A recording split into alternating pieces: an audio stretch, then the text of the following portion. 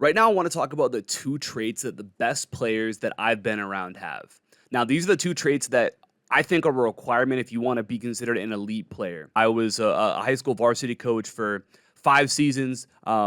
And in that span, we had the best stretch in school history. We had our best regular season of all time, won back-to-back district championships the first time, Sweet 16 state playoff appearance for the first time. Obviously, when you have that sort of success, you normally have some pretty good players. And then now I'm a varsity basketball coach, and obviously with training, I've worked with Division 1 players, Division 2, Division 3, high school, middle school players. So I've been around a bunch of different levels of basketball, different players at different spots, and the best ones always seem to have these two traits that kind of overlap, and I see it in all of them. And so I want to dive into those things that you can look to develop and work on, and it's going to translate to you having way more success at the level that you're at here. So the first trait that the best players that I'm around, that the most elite players that I'm around have, is they have the ability to detach themselves from their emotions. And this maybe seems a little complex, but it's very simple. I say to my team now, how close to 100% of the time can I be in the present moment? Meaning, how much can I avoid being in the past and thinking about where I messed up, what I looked like last game or 5 minutes ago, or the mistake that I made, or the shot that I missed?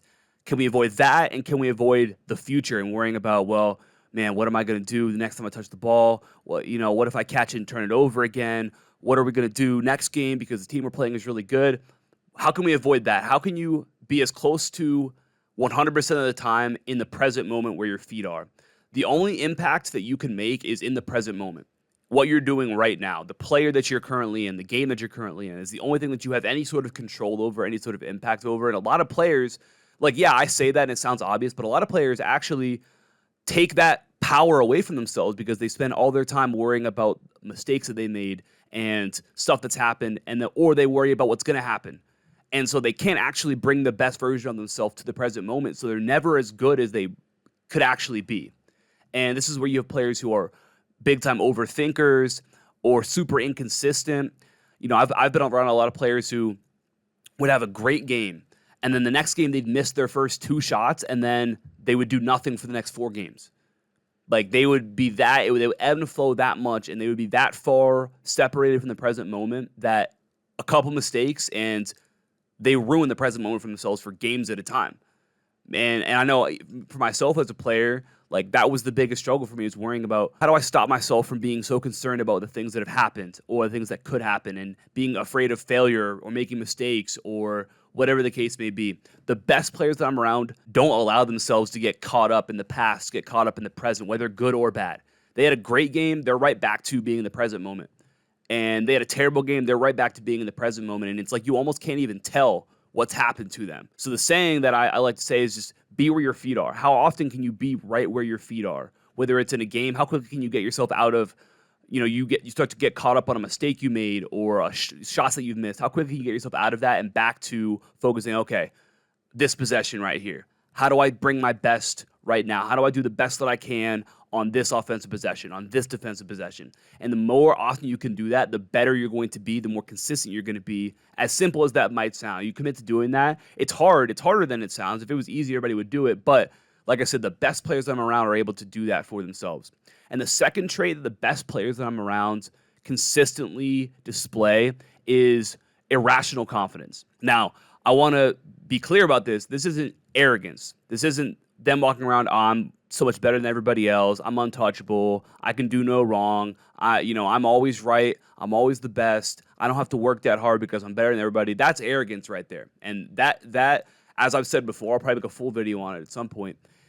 Arrogant players are really just very, very unconfident players who are masking that lack of confidence with arrogance or fake confidence. Okay, so I'm not talking about players who are arrogant. What I mean when I say irrational confidence is you look at a guy like Steph Curry, and it's something that his teammates have talked about, the front office people, the coaches around him have talked about, just the irrational confidence that he's had in himself even since he was back at Davidson, where the things that he was doing back then were very much out of the norm. The shots that he was shooting, and that was before basketball became what it is in 2025, which is everybody shoots threes and everybody shoots a lot of threes and a lot of people shoot tough threes.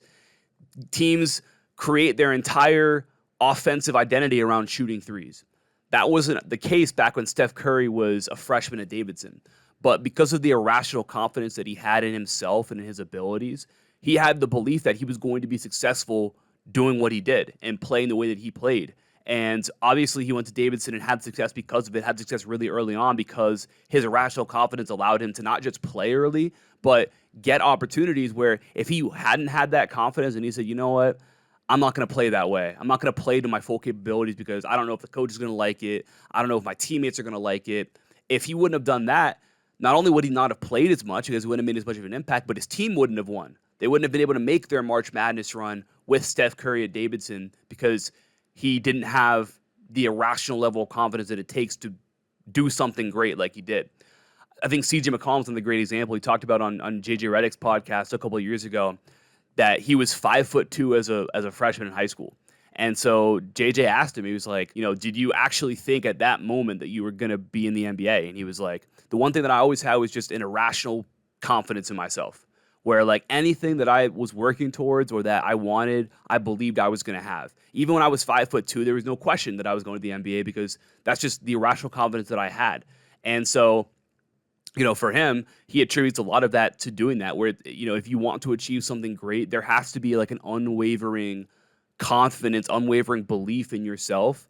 And, if you have that, then it's possible to achieve what you want to achieve. If he had been that 5'2" freshman who had said, yeah, I am kind of short, I probably won't make it in basketball, I probably won't make it to the NBA, probably won't be able to go and play college basketball or be that great of a high school player, then all of a sudden, he probably wouldn't be here today. But because of that irrational belief in himself, here he is, and the rest is history right there. So having just an unwavering belief that no matter what other people say, no matter what the outside circumstances might dictate to you, an irrational belief that you can accomplish what you want to accomplish.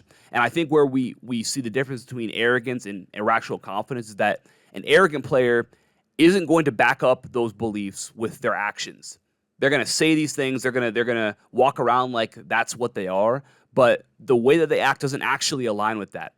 Meanwhile, a player who has a very high level of confidence in themselves is going to have these beliefs about themselves, the way that CJ McCollum did, the way that Steph Curry did, but they're also going to back up what they do with their actions. So CJ was talking about how, yeah, I had this irrational level of self-confidence, but that made me believe that, hey, if I work and I do the right things, I can accomplish this. So that belief was followed up with action, which is, okay, I'm going to make sure that I work on my handle. I'm going to work on my ability to create space. And then, if I end up growing, if I hit a growth spurt, all of a sudden I'm going to be right there.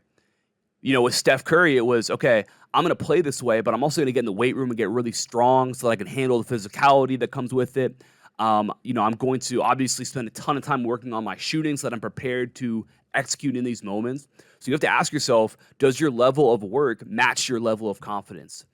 And if it does, you're probably going to be able to accomplish some great things. And if not, then you got to ask yourself, well, what am I missing here? And what do I need to adjust in order to achieve those things that are important for me? So like I said, you can be a pretty good player and not have these two beliefs. But the best players that I'm around at every level, whether it be kids who are, playing Division I basketball or going to play in Division I basketball on scholarship, whether it's really good Division II, Division III players, really good high school players, all of them have, first of all, the ability to detach themselves from their emotions. Negative or positive, they're able to be super steady. They're never too frustrated.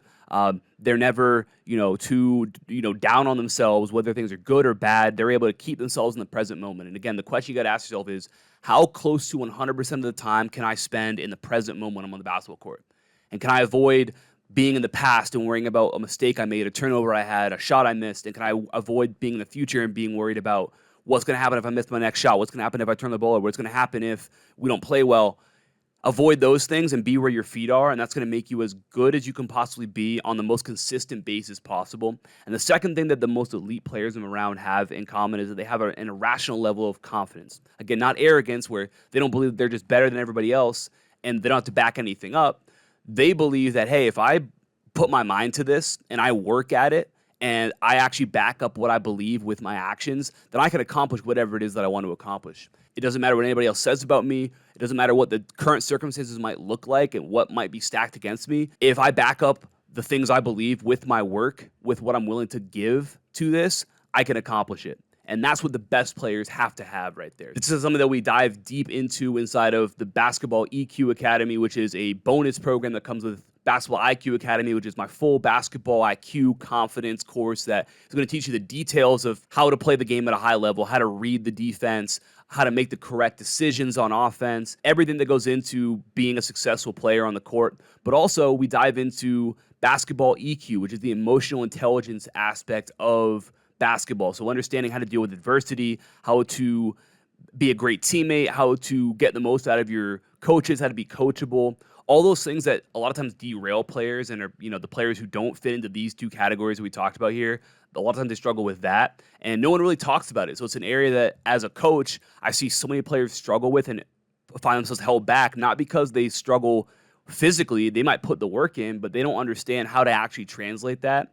And then on top of that, we also have a full basketball confidence program in that as well that dives even deeper into some of the things that we talked about, developing the right mindsets that you have to be a highly successful basketball player on a consistent basis. All that stuff in there is going to help you completely transform who you are as a player and therefore transform your results on the court. So that full program, Basketball IQ Academy, which includes both those bonus programs, top link down below in the description. Highly recommend you check that out. Appreciate you for watching. Talk soon. Peace.